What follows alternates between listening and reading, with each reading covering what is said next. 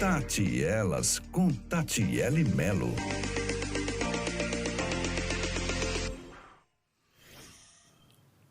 Oi, gente, seja bem-vindo a mais um programa. E neste programa, gente, nós vamos falar sobre um tema difícil, que eu particularmente conheço pouco e quero aprender muito. E se você deseja conhecer um pouco mais sobre como conviver com um narcisista, então vem com a gente ao vivo, também compartilhe esse link para que muitas outras pessoas sejam abençoadas.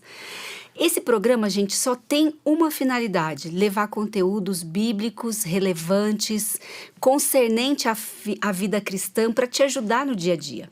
Nós vamos falar hoje sobre esse tema, como conviver com o narcisista, e quem vai nos conduzir nessa reflexão é o médico psiquiatra, Dr. Pércio de Deus. Seja bem-vindo, Dr. Pércio. Muito obrigado, Tati. Prazer em vê-la. Prazer é meu, viu? Estou muito feliz que o senhor esteja aqui de novo. Obrigado. Para falar desse tema. Para a gente começar, o que é, né? Vamos definir o que é narcisismo. Ou pergunta difícil, porque é um tema que, se você falou que não conhece muito, a própria medicina, a psiquiatria, tem dificuldade em explicar completamente, apesar de ser um fenômeno muito antigo, tanto que ele foi descrito primeiramente pelos gregos, o mito de Narciso, que olhou para o lago e se apaixonou por ele mesmo. Quer dizer, toda a energia de amor ele colocou nele. Então vejam que desde a Grécia já existe narcisismo. Quem deu um grande desenvolvimento ao tema foi antes de Freud, e principalmente Freud e Jung, que perceberam que o indivíduo tinha dificuldades em colocar o amor em outra pessoa, a não ser nele próprio. Então, toda a energia de amor, de paixão, ele projetava nele, ele era o objeto do seu próprio amor. E os outros serviam para quê?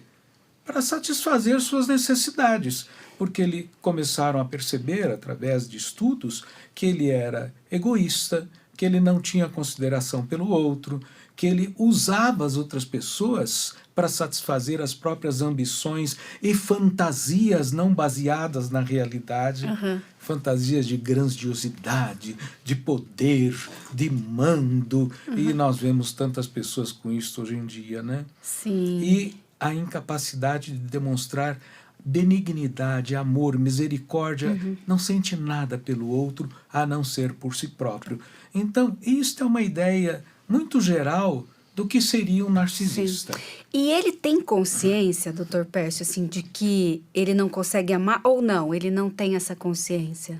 Olha, eu diria que ele não tem muito essa consciência, não.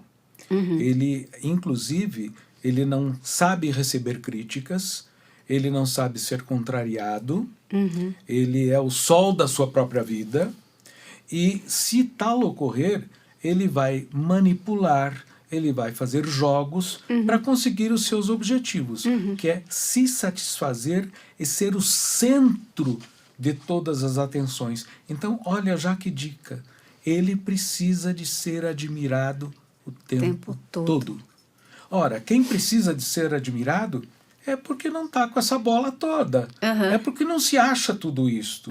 Então, muitos colegas acham que são mecanismos de defesa para esconder talvez uma fragilidade muito grande, um medo muito grande de se expor. Então ele se vai cada vez mais fechando dentro dele mesmo, só que trata os outros muito mal. Trata como vassalos, como empregados, como pessoas que sempre estão devendo. Todos devem para ele. Olha só. Ele não deve para ninguém. A culpa é do outro, a culpa é do médico, é da família, é do pai, é da mãe, é do companheiro, é da companheira. Ou seja, ele não tem a consciência de valor, de ética. Ele é desprovido desses valores. O narcisismo a gente descreve como na medicina? Um transtorno de personalidade no qual os impulsos instintivos, os desejos egoístas, se sobrepõem ao controle que nós temos e vamos desenvolvendo com o amadurecimento, que é considerar o outro, perceber que nós não somos onipotentes, que nós não somos o centro de tudo, que existe misericórdia, amor, que existe vida em comunidade. O narcisista não tem capacidade de estabelecer essa gerência. Vamos dizer, ele funciona como uma eterna criança dona da verdade. Sim. Ele não faz a crítica de que aquilo não é real. O senhor disse que é um transtorno e ele aparece em uma certa idade? Não, isso vem... Como é? Como a gente pode perceber isso? Ele existe desde a infância. Tá. Porque, teoricamente, é um transtorno de vias neuronais que deveriam funcionar de outra forma. Vou te dar um exemplo. Uma criança quer um sorvete. A mãe fala, não pode porque está frio, mas eu quero, mas não pode, mas eu quero, porque a criança ainda não desenvolveu as vias neuronais de falar, é verdade, hoje está frio, ela ainda não tem a crítica, ela ainda não tem a capacidade de criticar o próprio desejo. Sim. Com o amadurecimento, ela vai criticando, olha, eu quero aquele tênis, ô filhinho, esse mês não dá, mês que vem mamãe vai tentar comprar. Tá bom, mãe, eu espero o mês que vem. Veja, ela vai começando a desenvolver a crítica. Sim. Ela não é... Os outros não são escravos do desejo dela. Já o narcisista não tem essas vias neuronais, é uma das hipóteses. Então, o desejo dele sempre tem que ser saciado. É onipotente. Então, ele não faz essa crítica mesmo, ele não tem muito essa consciência. Sim. Doutor Pércio, quando o desejo dele não é atendido, as manifestações são diversas ou são sempre agressivas? Como é? Não, são diversas. São diversas. Os narcisistas, não raro, não confunda narcisista com falta de inteligência. Tá. Eles são muito inteligentes, portanto, muito manipuladores. Então, eles podem se valer da sedução, da manipulação, do engano, de prometer coisas que nunca vão cumprir para conseguir aquilo que querem. Agora, se ele é confrontado de uma maneira mais enérgica, ele pode também reagir de uma maneira mais enérgica, inclusive agressiva, com menosprezo e com maus tratos, inclusive aqueles que convivem com ele, a depender da maneira que ele é abordado. Olha só. Ou seja, ele é o centro mesmo, né? Ele é o centro da sua própria vida, ele é o sol da sua vida. Quer dizer, não é, né? Ele acha. Pensa que é. E quais são as características, algumas características, né, de uma pessoa narcisista? E aí, gente, a gente conversava antes, né, doutor Pércio? Tome cuidado, a gente vai dizer algumas características, mas não vá ticando, né? Não vá se autodiagnosticando ou diagnosticando os outros, né? Não podemos fazer checklist, porque Jesus, que foi quem foi, nunca a ninguém julgou. Verdade. Então, quem somos nós para julgar? Sim. O trabalho é de tentar compreender. E é difícil compreender o ser humano, Tati, Né? porque nós colocamos a nossa própria cabeça, os nossos próprios valores, a nossa própria maneira de pensar, e temos, às vezes, dificuldade de compreender o outro. E isso, então, na saúde mental, é mais grave, porque, como numa consulta de 5 a 10 minutos, algum profissional consegue compreender algumas características. Então, uma das características é de a pessoa dizer que ela é mais do que ela é, uma grandiosidade. A pessoa se exalta, ela diz que realmente ela pode tudo, ela tem muito poder. Outra característica é que ela não tem um amor, um sentimento realmente misericordioso, de doação, de compreensão do outro. O foco dela é ela, e os desejos e as vontades que ela tem. Muitas dessas vontades e desejos e afirmações que a pessoa faz sobre si são fantasias. A pessoa sonha com aquilo, pensa que é, e o pior é que vive a fantasia, acha que é mesmo, quando na realidade está longe de sê-lo. Outra característica que existe é a pessoa não ser permeável a críticas. Ele não aceita ser criticado, ser ponderado, numa conversa, numa discussão. Olha, será que você não está exagerando um pouco? Isso não é possível agora.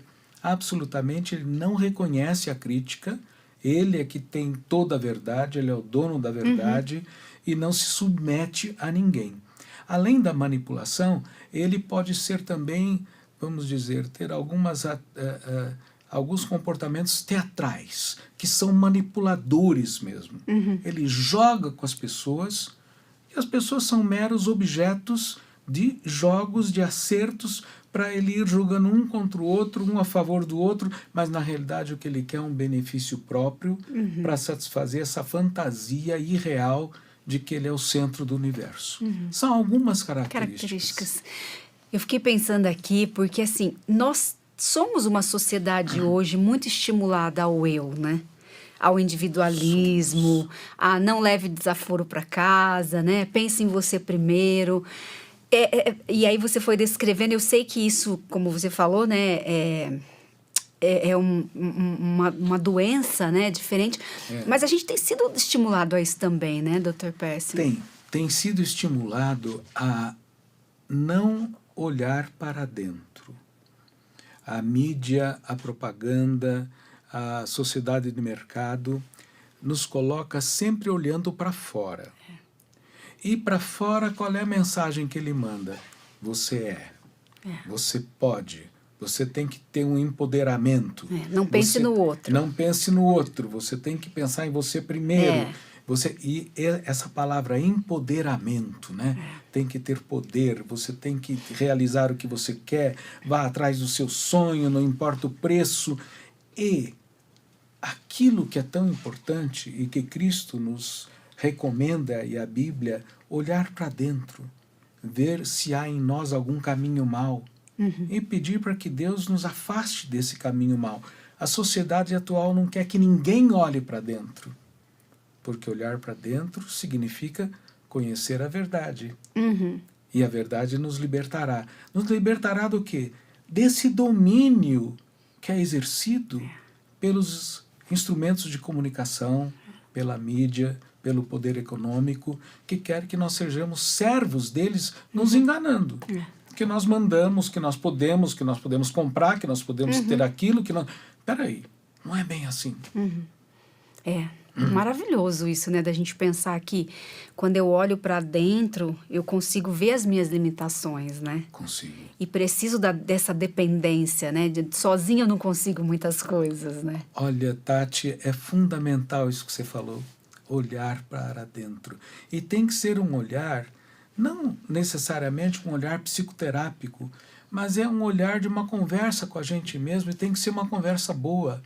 Poxa, o que não foi legal ontem? O que eu fiz que me desagradou? Sim. O que eu fiz que estava fora dos meus planos? De repente eu me deixei levar por uma indução, por uma ideia que não foi minha, alguém colocou isso na minha cabeça. Será que é válido? Deixa eu olhar lá dentro, nas minhas origens, nos meus valores cristãos, pessoais, e aí eu vou ter uma conversa, pedir desculpa se eu magoei alguém e continuar a viver, sempre se procurando. Diante de uma situação, analisar o que eu faria diferente, como eu poderia me comportar de modo, né? Eu tenho sempre feito isso. Tati, qual a melhor maneira de você se comportar nessa situação? Porque às vezes a gente age por impulso, por hábito, né? Isso. E você vai, então, trazendo a consciência, peraí, não foi adequado. Como é que eu posso me comportar da outra vez? Doutor Persson, eu tenho uma pergunta aqui da Kelma, ela está dizendo assim, gostaria de saber se tem alguma correlação com a hereditariedade. Com a hereditariedade, pode ter sim uma correlação com a hereditariedade. A psiquiatria considera hereditariedade, infecções precoces infantis e distúrbios do desenvolvimento neurocerebral como possíveis causas para o distúrbio do narcisismo. Pode sim ter hereditariedade. Sim. E quando a gente fala em hereditariedade, necessariamente é uma sentença ou pode não desenvolver? Boa pergunta! Agora eu vou ampliar um pouquinho a resposta. Veja, eu posso ter hereditariedade como tenho a hipertensão. Só que eu tento não ser gordo, não como gordura, nem fritura, mantenho muito exercício físico, ou seja, eu não deixo aquilo que é uma tendência hereditária, está lá embaixo. Meu pai foi hipertenso. Eu não deixo que aquilo se transforme em doença. Então, nós podemos conviver com hereditariedades para depressão, para ansiedade, para outras doenças como diabetes, como doença cardiológica, mas se nós nos cuidarmos bem, ela não se transforma em doença. Inclusive, transtornos de personalidade. Muitos de nós não temos muito pavio. A nossa natureza é sanguínea, como do apóstolo Pedro, é verdade. Pedro, que pegou a espada e já... na orelha, né? Tal, coisa impulsiva. Falava, né? Falava. Quantos de nós somos impulsivos? Mas com um amadurecimento pessoal, psicológico e espiritual, nós podemos ir domando essas tendências de impulsividade, de irritabilidade, inclusive de egoísmo. Porque muitos de nós temos, devido a muitos sofrimentos e traumas, uma tendência a nos tornarmos mais egoístas, o que não deve ser confundido com narcisismo. O egoísta, às vezes, está se defendendo. De quê? De sofrer de novo, de ter uma dor, de ser feito de bobo pelos outros, então ele se fecha em si próprio. Mas isso é um medo, é uma defesa. Isso pode ser modificado. E é difícil para a gente perceber essa diferença, doutor Pércio? É possível? O senhor tem alguma dica entre quando é egoísmo e quando é narcisismo? Olha, não é tão fácil. Mas eu diria que o narcisismo é narcisista sempre. É muito difícil modificá-lo. Mesmo com psicoterapia, mesmo com tratamentos. Alguns usam medicamentos, inclusive culpando os médicos, porque eles culpam a todo mundo, né? Porque ninguém dá conta de trazer paz a eles. E já quem tem o distúrbio egoísta, se ele tiver uma experiência de amor verdadeiro, de acolhimento, de ser reconhecido, ele vai se quebrando e daquela pessoa dura, impenetrável, ele vai se mostrando que atrás daquilo tem uma pessoa maravilhosa. Já o narcisista não tanto. Não tanto. E como é conviver com um narcisista? Que pergunta difícil de novo. Eu acho que conviver com um narcisista, o nosso mestre Jesus Cristo conseguiria, porque ele conviveu com alguns. Mas nós precisaríamos de uma quantidade de amor cristão, de sair de si próprio e se voltar totalmente ao outro, sabendo que de lá não virá retorno, não virá correspondência. Então, não vou fazer essa metáfora porque ela é perigosa, mas é quase tipo o amor de mãe, que é um amor incondicional. Sendo isso ou sendo aquilo, ou não importa. É instinto. É diferente de amor materno. Porque o homem tem amor paterno, mas instinto só a mulher tem. Deus deu só a mulher. Então, esse instinto é possível de ajudar a conviver com um narcisista. Mas precisa um grau de elevação espiritual, de desprendimento de si próprio e de não esperar nada em troca. Então precisa de um grau de comunhão com Deus, porque de algum lugar tem que vir o alimento. O alimento que é o retorno. Né? O retorno que nós esperamos de um companheiro com uma companheira, de um amigo com um amigo. Isto não vem com o narcisismo. Então é difícil. Doutor Pércio, tem uma outra pergunta aqui. Como conscientizar que um narcisista precisa procurar um médico? Olha, outra pergunta difícil. Eu trato de poucos narcisistas, porque inclusive eles não se submetem a tratamento, e é impressionante. E um deles me procura porque necessita de medicamento, senão ele não dorme.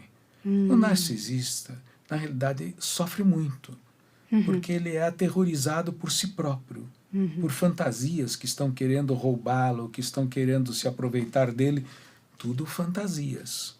Então, ele me procura por querer medicamento, mas o doente não é ele. O doente somos todos nós, que não o compreendemos, que não o valorizamos. Então, levar um narcisista ao tratamento precisa muita técnica, precisa muita insistência, muita oração, porque não é fácil que o narcisista se submeta a um tratamento. Doutor Pércio, você está dizendo aí que eles não aceitam muita confrontação, né? Ali ser Nenhuma. confrontado, e que para conviver com o narcisista é algo que você precisa da dependência de Deus, aquilo como um amor, como uma missão mesmo, né? Como uma missão. Você diria que confrontar não é o caminho? Confrontar ele dizendo das atitudes, dos atos dele? Olha, já foi tentada a confrontação. Já? Já. Mas ela efetivamente não funciona. Me dá uma vontade de falar da história, voltando à Segunda Guerra Mundial, onde nós tivemos em alguns países a explosão de narcisistas sem controle e que trataram o próximo como objetos do seu próprio prazer, da sua própria satisfação, da manifestação do seu poder. E aquilo você vê que foi contaminando, e mais pessoas foram agindo desta forma, mas eu não vou dizer nem a que guerra eu estou me referindo, e a nem que povo, e a nem nada, porque eu não quero polemizar. Mas realmente é difícil mexer, trabalhar. Eu acho que é uma bênção se alguém conseguir trazer o narcisista para uma experiência transcendente, por exemplo, com Deus. Na Bíblia nós temos poucas referências, mas temos algumas. Temos? Temos. Vai contar pra gente? Eu diria que eu fico me perguntando se Naamã, aquele general, não era um narcisista, porque ele era um grande general, com um grande poder, com grandes exércitos. Queria que Eliseu saísse, né, para recebê-lo. Exato, né? queria que Eliseu saísse e tal. E Eliseu, sábio, inspirado por Deus, vai se banhar 7 vezes no rio. Eu não vou nesse rio sujo. Olha o narcisista. Os nossos são os meus são os melhores, Os né? meus rios na minha pátria lá são muito melhores. Você quer se curar? Vá se banhar. E aquilo para Naamã pode ter sido o choque que ele precisava de vivenciar o poder transformador de Deus. Porque ele saiu curado. E deve ter sido difícil, né? Porque ele teria que se despir Diante diante dos homens dele, com a né? lepra, com aquilo tudo, e ele fez, e quando voltou, ele voltou outro. Então veja que é um caso que pode, talvez, metaforicamente, ser correlacionado ao narcisismo, porque ele, inclusive, presenteou Eliseu. Ele mudou, ele deixou a arrogância, ele deixou. Já Nabucodonosor não deixou. E teve um fim trágico. Sim. Então, a Bíblia nos orienta em muitos sentidos. Até nos dá esse exemplo que talvez algum teólogo, eu sou amigo de muitos teólogos, e meu abraço a todos os reverendos e pastores e teólogos, possa me criticar que eu esteja meio que fora da... Mas a gente está só fazendo uma análise, né? Uma análise, uma metáfora, Sim. né? Dr. Pércio, tem uma outra pergunta que é assim: o narcisista pode ser confundido com uma pessoa bipolar? Qual seria o tipo de tratamento? Boa pergunta. E tem outras aqui, tem várias. E difícil a resposta. O narcisista pode ser, sim, confundido com uma pessoa bipolar, porque ele tem características da fase maníaca. Vamos explicar o que é bipolar. Bipolar é uma pessoa que tem 2 polos de afeto. Tá. Um período que é longo, ele fica eufórico, se acha mais do que tem uma excitação mental muito grande, grandiosidade, ele acha aquilo que ele não é. Depois ele tem um pequeno intervalo de normalidade, e aí ele cai num profundo estado depressivo, que dura meses. Bipolaridade não se tem no mesmo dia, nem na mesma semana. São meses. São períodos, né? São períodos. E nessa depressão ele pode, inclusive, pensar em suicídio e realmente tal ocorre. Então, o narcisista, ele pode ser pego no período de euforia, que é onde ele sempre está. Se acha, se vende mais do que quase me veio um nome de um narcisista atual, mas eu não vou falar. De repente, por não conseguir as manipulações e tudo aquilo que ele deseja, e com o tempo o narcisista vai ficando só. Ninguém o aguenta. Então, ele pode apresentar um período de tristeza, de depressão. E há narcisistas que, inclusive, tentam tirar a própria vida.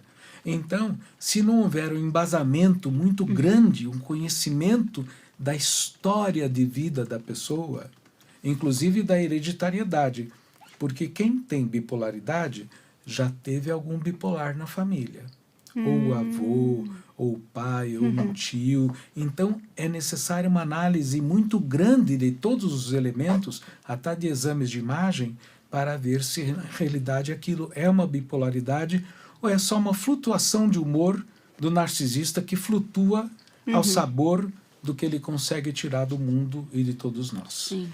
Fico pensando, né, como deveria ser há alguns anos atrás, sem a medicina, sem esses diagnósticos, né? Era Dr. mais Pércio, difícil. como as pessoas devem ter convivido com muitos bipolares, narcisistas, né? Muitos bipolares. E hoje a gente tem essa clareza. E aí ela fez uma pergunta, qual seria o tipo de tratamento?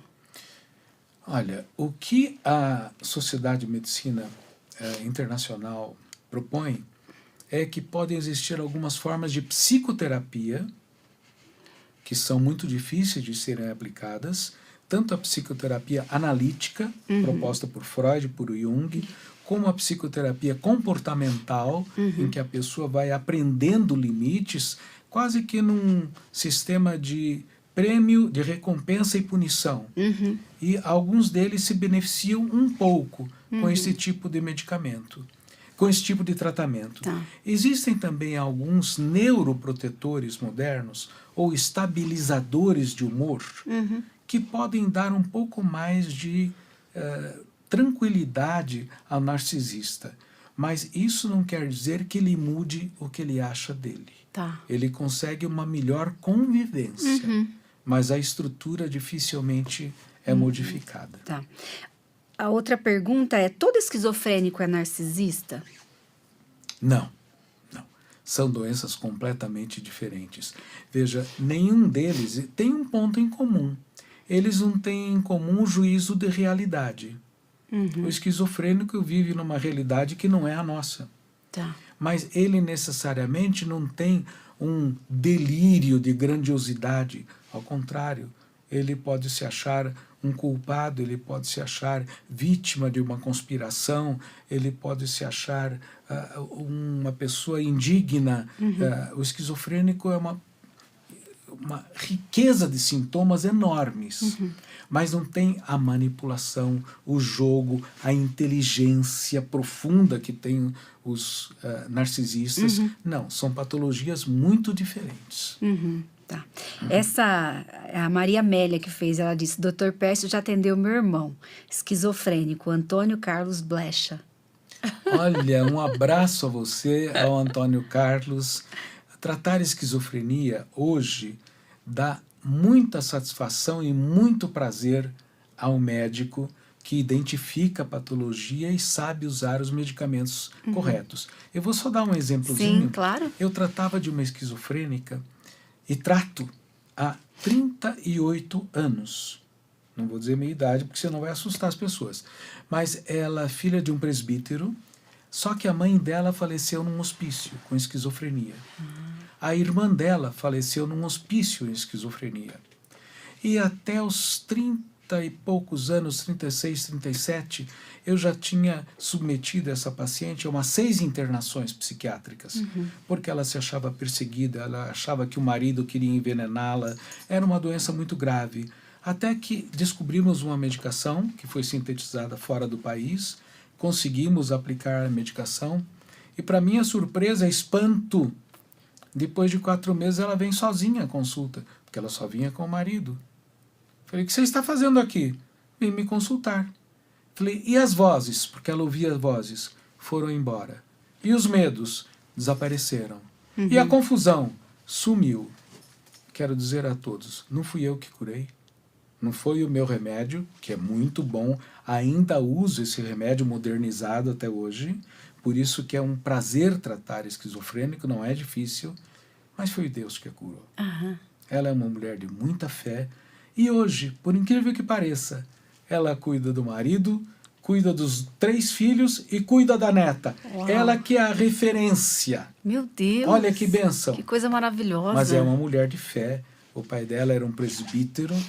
Ou seja, a vida religiosa, a base religiosa, tem uma importância enorme na recuperação. Mas eu tenho muitos esquizofrênicos vivendo muito bem e ninguém diria que é esquizofrênico. Sim. Explica um pouquinho o que é a esquizofrenia, só para a gente entender. A esquizofrenia é uma doença que perturba o contato da pessoa com a realidade. O que é real para você não é real para o esquizofrênico. É o primeiro rompimento, é um rompimento com a realidade. Tá. E nesse rompimento, ele vai preencher com alucinações, visões, com alucinações auditivas, ele ouve vozes, ele conversa com pessoas que não existem, ou ele fica totalmente catatônico, ou seja, não faz nada, fica parado, não toma banho, não se mexe, porque a cabeça dele não processa as informações como a nossa processa. Tem um erro de codificação, falando mais profundamente, de toda a neurobiologia cerebral. Basicamente, dopamina é uma das substâncias. Mas é muito complicado explicar. Seria um rompimento com a realidade. Sim, não, deu para entender, assim, para a gente conseguir entender. Doutor Pércio, tem uma outra pergunta. Como o narcisista pode adquirir um casamento, é isso? Como que o narcisista, se ele não consegue ter amor pelo outro, como que ele casa? Pois é. Como é que as pessoas que são do mal se casam? Porque eles são manipuladores, porque eles são sedutores, porque eles fazem falsas promessas, e vivemos num tempo em que as pessoas não dão a devida atenção e o devido tempo para que o relacionamento se aprofunde em companheirismo, troca, reciprocidade, respeito. Há muitas pessoas, narcisista ou narcisista mulher, que são carentes. E a carência é tão grande, e o narcisista é inteligente, ele percebe a fragilidade do outro, que ele ou ela oferece uma série de vantagens, de promessas, sedução, manipulação. Então, por isso eles conseguem se casar. Entretanto, os casamentos não são duráveis. A não ser que o outro aceite um grau de sofrimento ou de domínio por parte do narcisista, e muitos são dominados e vivem uma vida sem prazer genuíno, vivem uma vida de escravidão aos desejos do narcisista. Mas é por isso, porque o narcisista se aproveita da fragilidade do outro com manipulações, com falsas promessas, com grandiosidade, com promessas de riqueza, de vida fácil, e a pessoa vai se encantando com isso. Gente, olha. Gente, tá gostando? Eu tô amando aprender. É uma delícia ouvir o Dr. Pércio, né? Fala calmo e a gente vai conseguindo digerir tudo. Você pode mandar as suas perguntas, compartilhar esse programa, que nós vamos responder para você. E, Dr. Pércio, para um cristão, lá vai eu, né? Para um cristão que é narcisista, como o senhor vê? O senhor crê na cura? Eu diria para você que na medicina não existe cura. Não existe. A medicina, na realidade, alivia o sofrimento. Veja, não existe cura para um simples vírus Covid. Existe a síndrome pós-Covid. Sim. Não existe cura para um reumatismo, não existe cura para diabetes. O que a medicina efetivamente cura? Não, ela mutila, ela opera, ela tira um órgão doente, mas cura mesmo é um dom, é uma bênção que eu atribuo à divindade, a Deus. Deus tem o poder de curar. Nós não temos. Nós médicos, o médico que é humilde. E quanto mais nós estudamos e nos aprofundamos na ciência médica, mais nós vemos os equívocos, os erros que a medicina tem feito ao longo dos anos, com medicamentos que produzem efeitos colaterais ruins, com medicamentos que produzem, inclusive, piora da vida da pessoa. Então, o verdadeiro médico tem que ser muito humilde quando ele está na frente do próximo e tentar entender com quais ferramentas, com quais instrumentos ele pode ajudar. Talvez com algum medicamento, talvez com psicoterapia, talvez com a lembrança de que a nossa vida tem várias dimensões, a dimensão espiritual, a dimensão física, a dimensão artística, a dimensão familiar, social. Então, os instrumentos que nós tivermos, nós vamos tentar utilizar.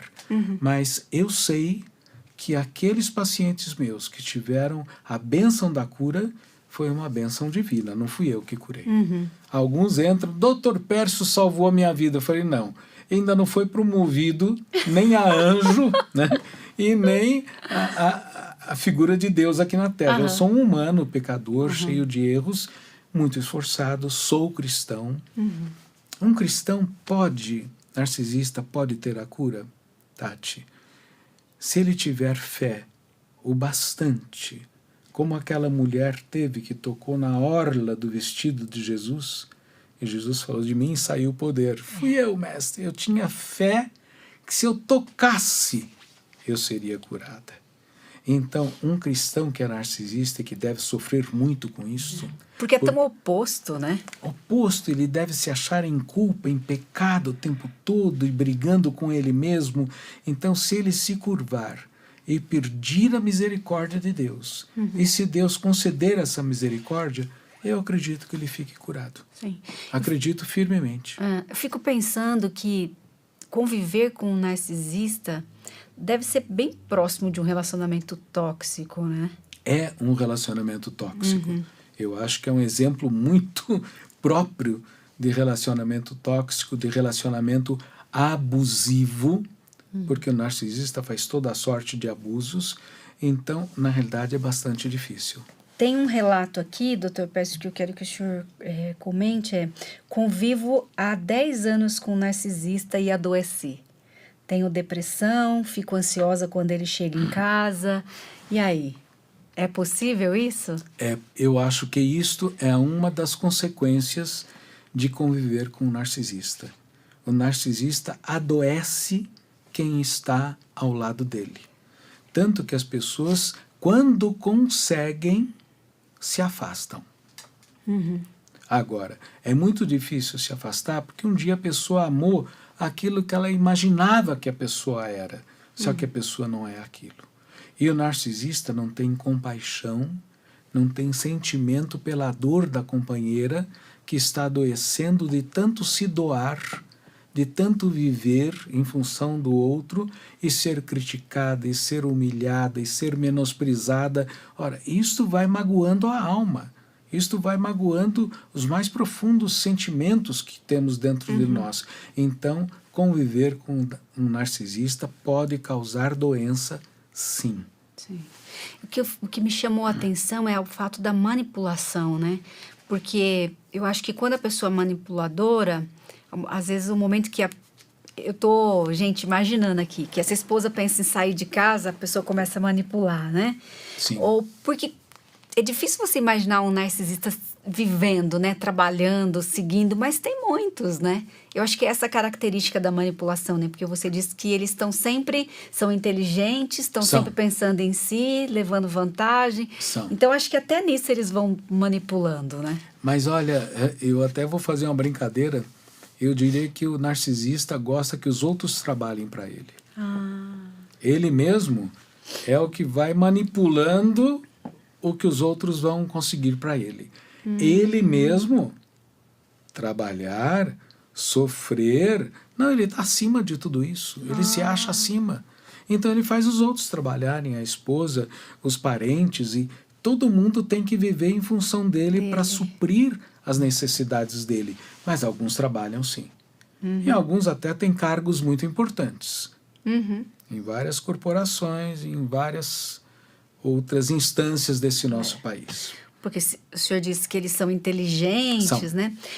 Tem um outro comentário aqui, doutor Pércio, é assim, é um relacionamento tóxico, extremamente tóxico, só quem viveu sabe. Convivi por 1 ano e já foi o suficiente para me deixar marcas profundas, traumas, medos, ansiedades e gatilhos. Imagino quem vive por anos e anos. Esta mulher que é casada há 10 anos, Senhor, muito difícil. Muito difícil. Então, essa pessoa que deu depoimento, que com 1 ano ela já ficou com marcas profundas, trate essas marcas para não ficar com medo de amar de novo, porque amar é muito bom, amar é um dom de Deus, mas procure a pessoa correta, demore nessa procura, estabeleça primeiro vínculos que sejam longos, permeados pelo amor, pelo respeito e pela troca. Aí você vai estar tirando fora quem é narcisista, porque o narcisista não dá conta disso. Acho que tem uma coisa que acontece com a gente mulher, né? Não sei se com os homens também, mas é que a gente tem meio que uma síndrome da salvadora, né? A gente acha que vai conseguir mudar o outro. Acho que isso a gente erra muito, né, doutor Pércio? Eu vou dando mais uma chance, Você falou uma coisa que é baseada no instinto materno. Né?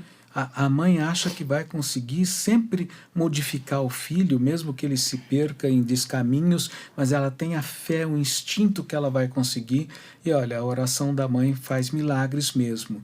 Mas a mãe tem isso, essa maternidade que às vezes é alterada no relacionamento homem-mulher, porque o homem e mulher tem que ter um relacionamento de igual para igual, de uma troca. Quando a mulher assume a posição de mãe do marido, que é um narcisista, que é um deprimido, que tem qualquer outra patologia, não está havendo troca. Ela só se doa e não tem o retorno adequado. Mas é um problema de vocês, mulheres, sim, acharem que vão conseguir resgatar, que vão conseguir salvar, e nós não temos esse poder. Sim. Não temos. E doutor Pércio, para mulher e para homem narcisista, é a mesma coisa? Eu tenho a impressão que a mulher é mais manipuladora ou não é a mesma coisa? Não, é a mesma coisa. É. A patologia pode se expressar de formas diferentes, até vamos dizer, porque eu acho que a mulher é muito mais sábia do que o homem. Então a mulher sabe manipular muito mais, sem dúvida nenhuma. Não é uma crítica, é um elogio, mulheres. Né? Os homens são mais ruinzinhos em manipulação, mas um bom narcisista, homem, manipula quase tão bem quanto uma mulher. A nossa telespectadora que disse sobre que levou 1 ano, ela disse assim, graças a Deus já tratei, levou 6 anos para me libertar, Glória mas a Deus cuidou de mim. Hoje sou casada e meu esposo é psicólogo, entendeu todas as minhas dores e me acolheu desde o namoro. Deus é bom. Deus é bom. Ela está tendo agora uma vida de amor, de troca.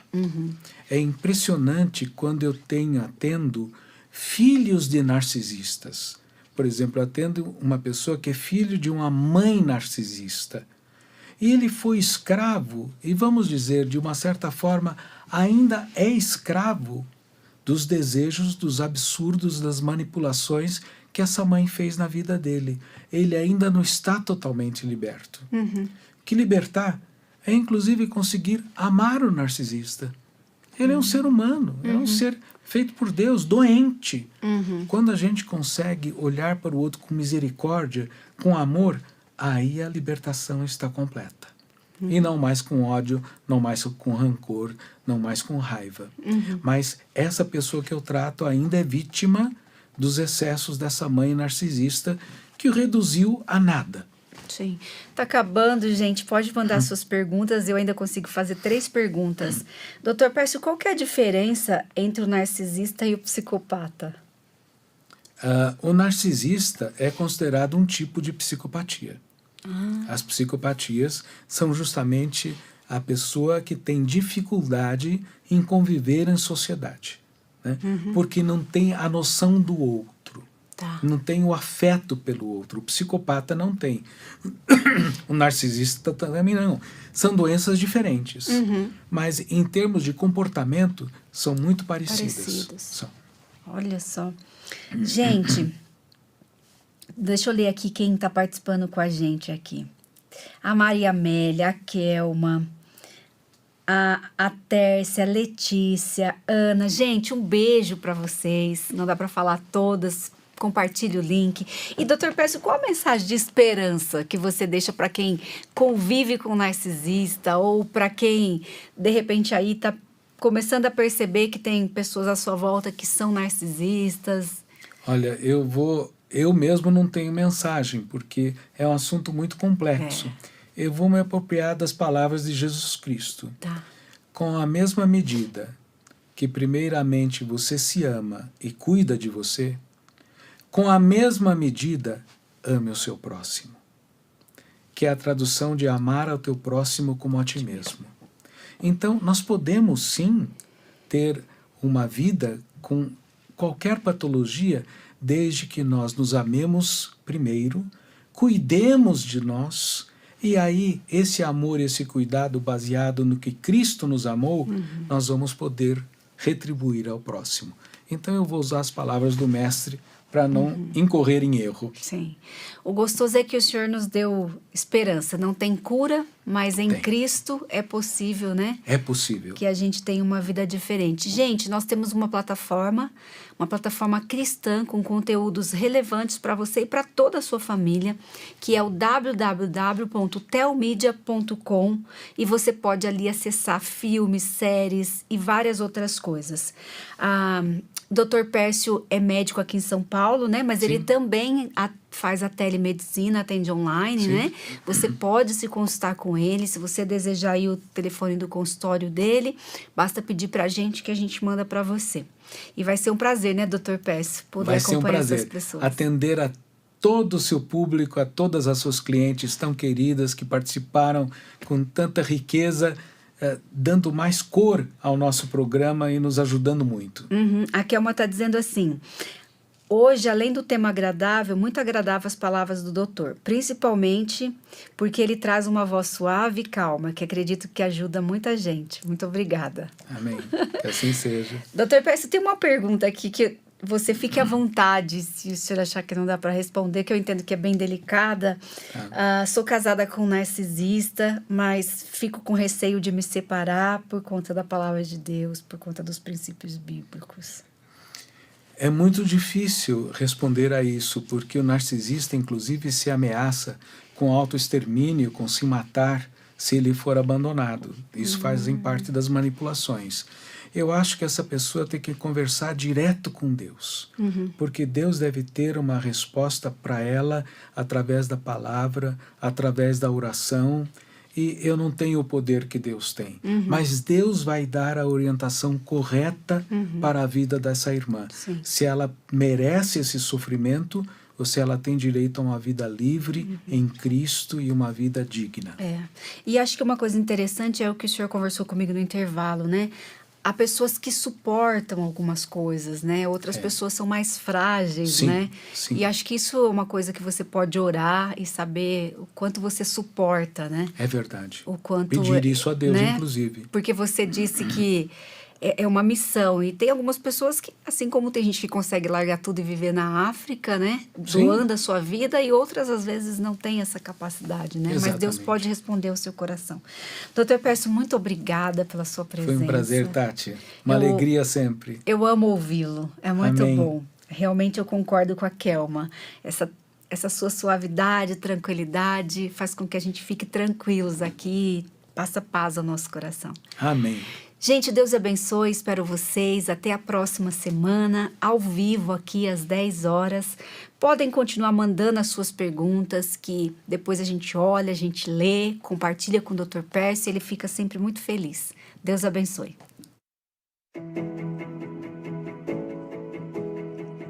Tati e Elas. Apresentação: Tatiele Melo. Produção: Arthur Mendes. Direção-geral: Marcelo Valim. Gravado no estúdio Comev.